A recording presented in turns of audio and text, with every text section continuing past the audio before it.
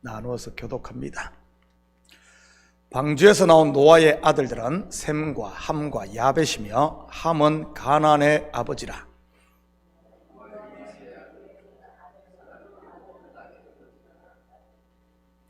노아가 농사를 시작하여 포도나무를 심었더니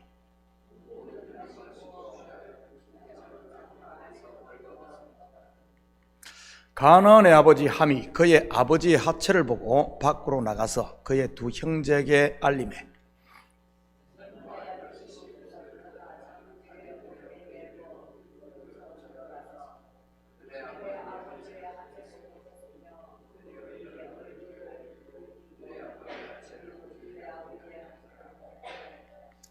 노아가 술이 깨어 그의 작은 아들이 자기에게 행한 일을 알고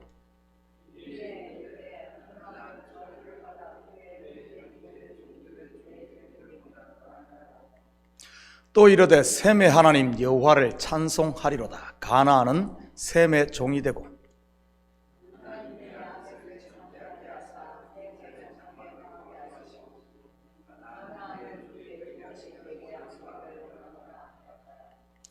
홍수 후에 노아가 350년을 살았고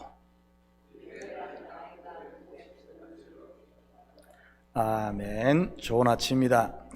우리는 지난 새벽에 홍수 후에 노아가 지은 포도농사와 그가 마시고 취한 포도주가 갖는 구속사적 의미에 대해 살펴보았습니다.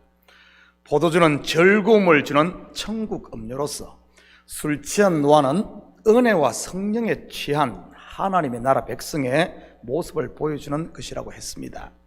그리고 성도는 장막 안, 곧 하나님 안에서 모두가 벌거벗은 자이고요. 벌거벗었다는 말은 죄인으로 다 드러났다는 말입니다. 그러기에 은혜 아니면은 살 수 없는 것이고요.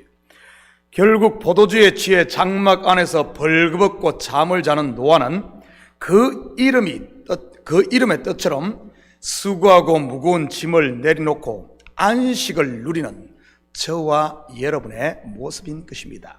노아라는 말이 안식이라는 뜻입니다. 저는 우리 성도들이 성령 충만을 받음으로 즐거움을 회복하고 은혜와 평강 그리고 안식의 복을 누릴 수 있기를 축복합니다. 서로 시기하고 경쟁하고 어떻게든 이겨먹으려고 그러지들 마시고요. 왜냐하면 그리스도 안에 있는 성도는 이미 모두가 이긴 자이니까요. 22절입니다. 가나안의 아버지 함이 그의 아버지의 하체를 보고 밖으로 나가서 그의 두 형제에게 알리매. 성경에 왜 이런 19금 이야기가 나오는 것일까요? 그리고 함이 관음증이 있어서 아버지의 하체를 본 것일까요? 요즘 한국의 몰카 문제가 심각하지 않습니까? 몰카가 뭔지는 아시지요? 몰래 여자분들 신체를 핸드폰이나 카메라로 찍는 것 말입니다. 몰래 카메라요. 우리 학창시절에도 여자 선생님이 교실에 들어오면 바닥에 거울을 몰래 두었다가 걸려 교장실에 불려가는 친구들도 종종 있었습니다. 호기심에 말이지요. 본절의 이야기가 그런 이야기 하는 것일까요? 아니면 남의 허물 동네방네 소문내고 다니지 말라는 윤리 도덕을 말하는 것일까요? 오늘은 함과 셈과 야벳이 행한 일 속에 담긴 구속사적 이 비밀들을 공부해 보도록 하겠습니다. 먼저 아버지의 하체를 보았다는 말은 벌거벗었음을 보았다는 말입니다. 선악과를 따먹고 눈이 밝아진 아담과 하와의 모습인 것이지요. 물론 이것은 율법이 인생들의 죄를 드러내는 것을 말하는 것이고요. 벌거벗음 곧 자기의 죄가 드러나자 아담과 하와가 취한 첫 번째 행동이 무엇입니까? 창세기 3장 7절입니다. 이에 그들의 눈이 밝아져 자기들이 벗은 줄을 알고 무화과나무 잎을 엮어 치마로 삼았더라. 바로 자기의 이 함으로 벌거벗은 것을 이 뭡니까? 이 벌거벗은 것을 가리키는 것입니다. 무화과나무 잎으로 말이 자기의 벌거벗음을 가리려고 하는 이런 모습. 무화과나무 잎으로 말이지요. 예수님께서 잎만 무성한 무화과나무를 저주한 사건도 이와 연결되어 있습니다. 무화과나무로 잎으로 만든 치마는 곧 율법에서 난 자기의를 말하는 것이고요. 그 엉터리 의로 의인 행세했던 당시 유대인들을, 그들의 죄를 폭로하는 것 아니겠습니까? 본절의 함은 어떻게 행동을 합니까? 밖으로 나가서 두 형제에게 알립니다. 여기서 밖으로 나갔다는 말은 장막 안, 곧 은혜 안에서 나가 옛날로 돌아갔다는 그런 말입니다. 사도 바울의 표현으로 하자면 성령으로 시작을 했다가 율법으로 돌아가는 것 말이지요. 그리고 두 형제에게 알렸다는 말은 단순히 아버지 흉보고 다녔다는 그런 의미를 넘어 자기와 아버지를 하나로 보지 못하고 둘로 보았다는 그런 말입니다. 다시 말해 선과 악으로 보았다는 말이지. 아버지는 벗은 자, 나는 입은 자로 말입니다. 율법이 그러지 않습니까? 모든 것을 선과 악으로, 정한 것과 부정한 것으로, 복과 저주 둘로 보게 만드는 것입니다. 지금 함이 그랬던 것이지요. 안과 밖, 입은 것과 벗은 것, 그리고 아버지와 자기, 이렇게 둘로 말입니다. 우리는 이런 모습을 가룟 유다에게서도 발견할 수 있습니다. 자기 스승의 실체, 곧 십자가에 달려 죽을 것을 안 가룟 유다가 어떻게 행동했습니까? 공동체를 떠나 밖으로 나가 대제사장과 바리새인들에게 알립니다. 하나의 공동체에서 너와 나, 죄인과 의인 둘로 구분해서 보는 것이지요. 이것은 무엇을 말하는 것이겠습니까? 홍수 심판으로부터 구원받은 노아의 가족 속에 함이 있었듯이 예수 그리스도의 피 공로로 구원받은 우리 속에도 이런 함이 있다는 말입니다. 다시 말해 머리 밟힌 뱀의 권세 아래 여전히 종로로 타는 육신의 생각들, 옛사람 말이지. 우리는 출애굽을 하여 가나안을 정복하고 약속의 땅을 기업으로 분배받은 이스라엘 백성들 속에서도 같은 모습을 발견할 수 있습니다. 그들이 가나안 7 족속을 모두 멸했습니까? 아닙니다. 멸하지 않고 남겨둔 가나안 사람들이 있었습니다. 결국 그들이 이스라엘 백성들에게 가시가 되었던 것이고요. 사도 바울에게도 이런 가시가 있었고요. 선을 행하기 원하는 나에게 악이 함께 있는 것을 보는도다 라는 그의 고백을 통해 말이지요. 그러니 오직 하나님만 의지할 수밖에 없었던 것입니다. 이것은 저와 여러분에게도 마찬가지입니다. 내 속에 함이 있는 것 말이지요. 혹시 여러분 속에서 속삭이는 함의 소리에 귀를 기울이고 있는 분은 없습니까? 자꾸 남을 정죄하면서 분리하고자 하는 분들 말이지요. 나는 의인, 너는 죄인, 나는 열심 있는 자, 너는 게으른 자, 나는 믿음 좋은 사람, 너는 믿음 없는 사람, 나는 높은 사람, 너는 낮은 사람, 나는 선생, 너는 초딩 하면서 말이지요. 그러면서 스스로를 자랑하고 계신 분들 말입니다.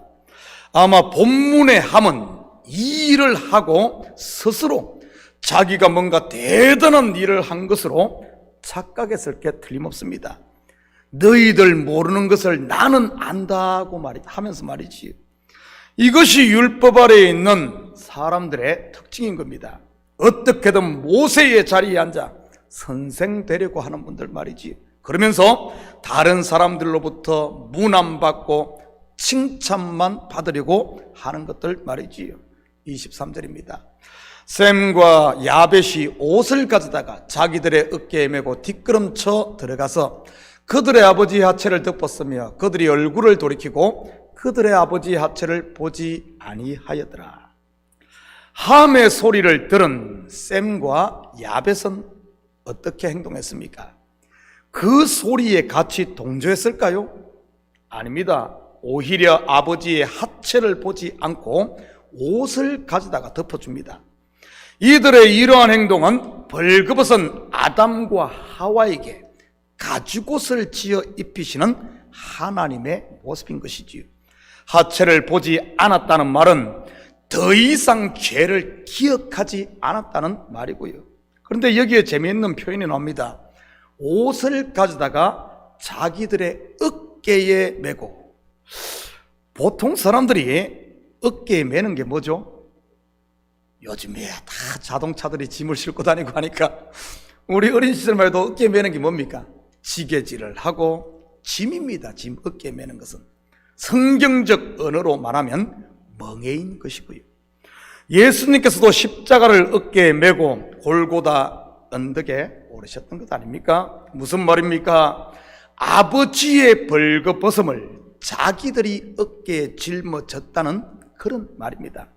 마치 예수 그리스도께서 저와 여러분의 저주의 죄짐을 어깨에 친히 메셨듯이 말이지요. 그리고 또 한 표현이 뒷걸음쳐 들어가서입니다. 눈으로 눈만 가린다든지 손으로 눈만 가린다든지 아니면 옷으로 얼굴을 가리고 앞걸음쳐 들어갈 수도 있지 않았겠습니까? 그러면 훨씬 쉬울 텐데 왜 이들은 옷을 어깨에 메고 그것도 거기다가 뒷걸음쳐 들어갔을까요? 이 속에는 절대로 아버지의 하체를 보지 않겠다는, 더 나아가 볼 수 없다는 강한 의지가 들어있는 것입니다.